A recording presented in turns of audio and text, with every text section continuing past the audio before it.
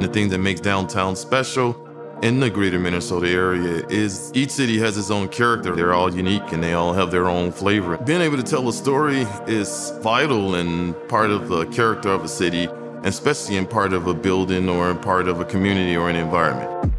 I don't believe in just demolishing or throwing things away. For me, it's awesome to see something that was once great and then it become decayed or blighted to be restored but used in a new way.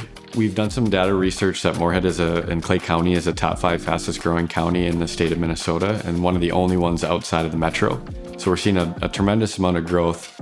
What we found early on is that there wasn't many people living in downtown. And for us to be successful as an urban community, we needed people. And the Simon Warehouse is a prime example of a building that sat, vacant and kind of almost abandoned for so many years. This was, in our sense, is a catalytic project for our downtown growth.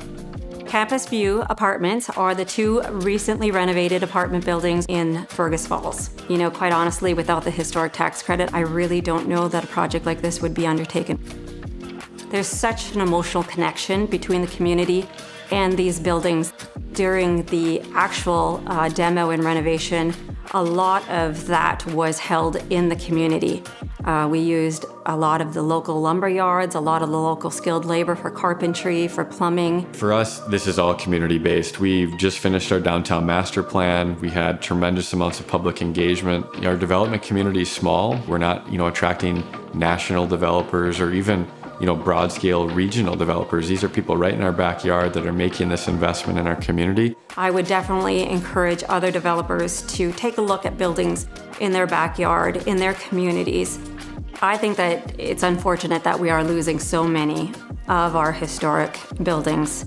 The way that they were made speaks volumes about the commitment to quality from that time period and just the grace that's given to these buildings. They're just outstanding. And I think it's very important to try and retain as much of that as possible. When we talk about historical tax credits, you're talking about revitalizing the character of a city or a space, and you're talking about the historical importance of a building. And to me, not only is it like storytelling, but it's also about the heritage.